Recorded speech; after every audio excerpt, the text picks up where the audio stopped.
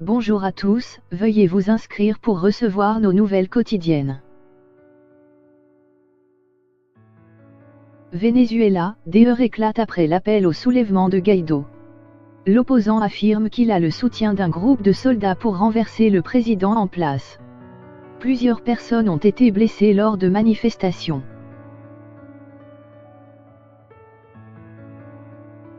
La tension est à son comble au Venezuela.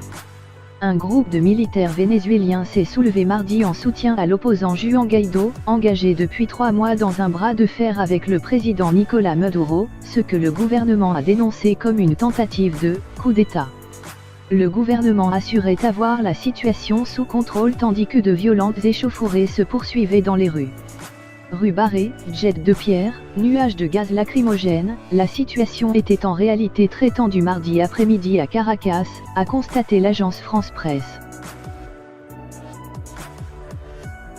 Au moins 69 personnes ont été blessées, dont 2 par balle, dans les heurts survenus à Caracas mardi au cours de manifestations en soutien au groupe de soldats qui a fait défection, ont annoncé les services de santé locaux.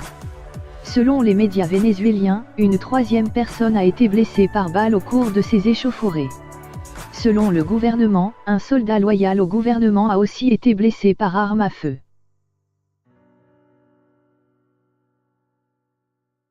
Des soldats vénézuéliens ont demandé asile mardi à l'ambassade du Brésil à Caracas, lors du soulèvement de militaires contre le président Nicolás Maduro, a indiqué une source de la présidence du Brésil.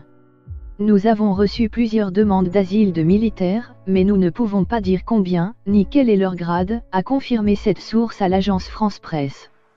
Plusieurs médias brésiliens ont fait état de demandes d'asile de la part de 25 soldats vénézuéliens. Le président brésilien Jair Bolsonaro a réitéré mardi sur Twitter son soutien à la transition démocratique en cours au Venezuela après le ralliement de militaires à Juan Guaidó. Votre heure a sonné. C'est votre dernière chance, a mis en garde sur Twitter John Bolton, conseiller à la sécurité nationale de Donald Trump, à l'adresse du ministre de la Défense, Vladimir Pedrino, du chef de la garde présidentielle Iván Hernández et du président de la Cour suprême, Michael Moreno. Martelant que les événements en cours n'étaient en aucun cas un coup d'État, il a réaffirmé que toutes les options étaient sur la table, sans donner d'autres précisions. Les États-Unis se tiennent aux côtés du peuple vénézuélien, avait assuré peu avant Donald Trump. À cette heure-ci, les putschistes sont vaincus et en train de fuir dans des ambassades, a assuré pour sa part le numéro 2 du pouvoir vénézuélien, Diosdado Cabello sur Twitter. Pratiquement au même moment, le Chili annonçait que l'opposant Leopoldo López s'était réfugié dans son ambassade à Caracas avec sa famille.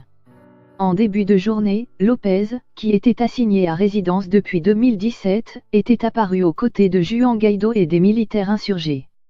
Il avait affirmé avoir été libéré par des soldats pro-Guaidó. Pour l'heure, on ne savait pas où se trouvait l'opposant Juan Guaidó. De son côté, le président Maduro n'était pas apparu à la télévision ou en public mardi.